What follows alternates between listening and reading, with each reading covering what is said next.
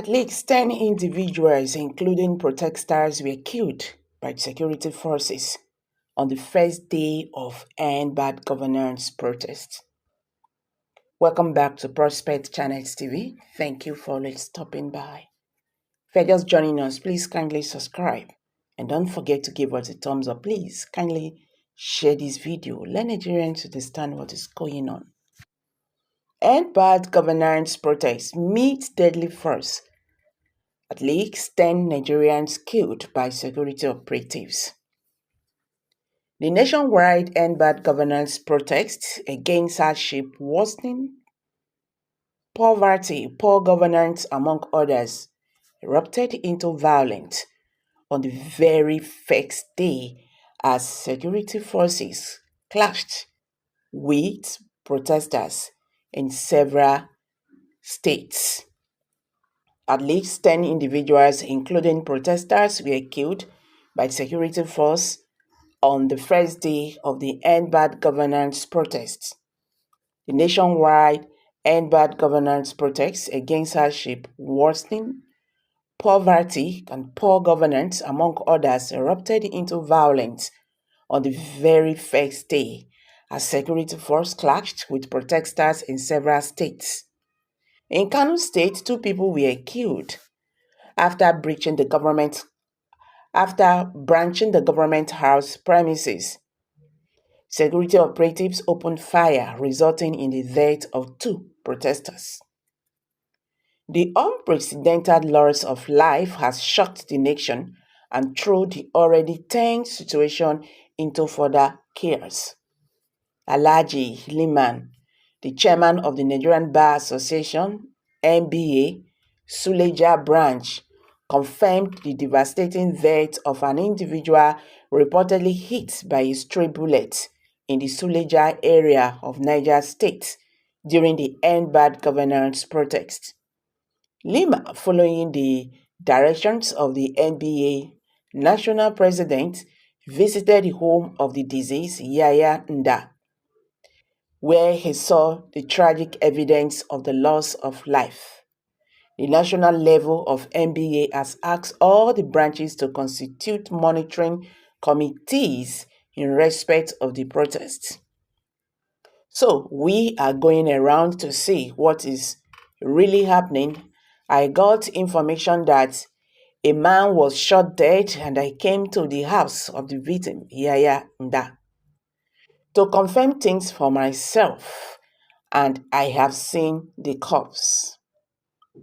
So what we are doing now is to gather information in respect of the incident, and I will reach out to the national level so that we know what to do next in respect of the issue.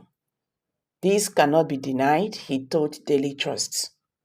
In Borno State, 4 EndBadGovernance protesters were allegedly killed by soldiers in front of Kim petrol station in Bolori, Maiduguri.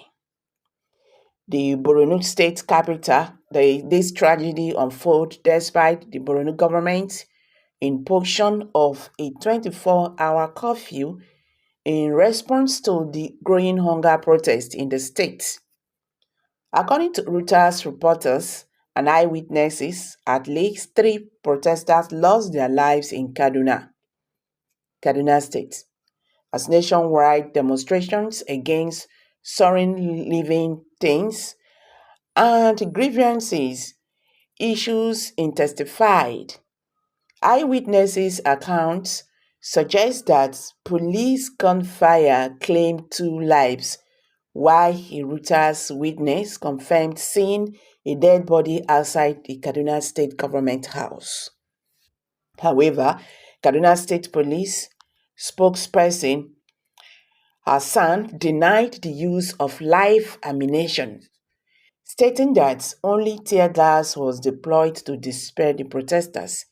He promised a forthcoming report on the incident. The mounting death toll and calm down on dissent have further exacerbated on already tensed environments across Nigeria. as citizens continue to demand accountability from their government. As the nation reels in the aftermath of the first day of EndBadGovernance protests, the full scope of the loss of life remains uncertain. While some deaths have been confirmed by journalists and eyewitnesses, other reports of additional facilities have surfaced but remain unverified. The nation holds its breath as the gravity of this tragedy situation continues to unfold, with the full impact yet to be fully understood. Senior Advocate of Nigeria, Olu Adeboruwa, Counsel for the Take It Back movement, has called on the Inspector General of Police, Kïllëd, to honor his comment to protecting peaceful protests and refrain from suppressing them.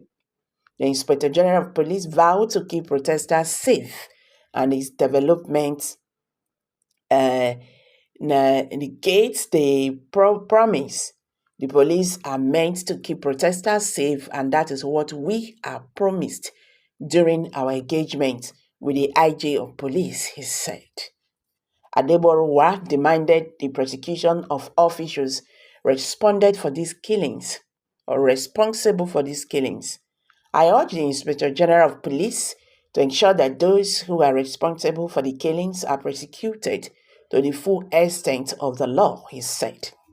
Adeboruwa reminded the President Bola Tinubu that having once been a participant in protest himself, he has a responsibility to uphold his pledges to democratic governance and protect the right of citizens to peaceful assembly and free expression. He, however, urged the protesters in the country to remain steadfast in their demand for better governance. I want to urge protesters to remain steadfast and not back down their demand for accountability to those who can be physically present. They should not be discouraged, while those who have led civil disobedience by staying at home and closing businesses in solidarity are commended. I also want to urge those who are passively supporting the protests not to relent, he told Sahara reporters.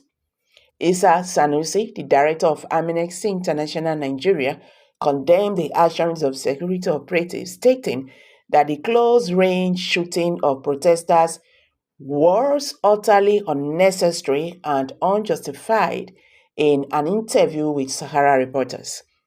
Our position is as an organization has remained very clear. Shooting live bullets at protesters is uncalled for. The Inspector General of Police should investigate the development occasioned by these shootings and push those found to be wanting in the area of shooting the protesters, he said. Isa Sanusi further emphasized that the police decision to fire on protesters will inevitably intensify the situation, transforming what could have been a peaceful demonstration into a more volatile and potentially violent confrontation. The action of the police will only lead to more escalation of the protest, which is unhealthy and unneeded to resolve the situation currently ravaging the country, he noted. Sanusi called on the government to uphold the people's fundamental right to peaceful assembly, condemning the security force using live ammunition against protesters, which has resulted in fatalities and widespread outrage. The protests, sparked by soaring food and general inflation, aim to hold the government accountable for its failure to address the country's worsening economic crisis and ensure good governance. So guys, what's your take? Let's hear from you. Things are getting tensed. I'm dropping it. Kindly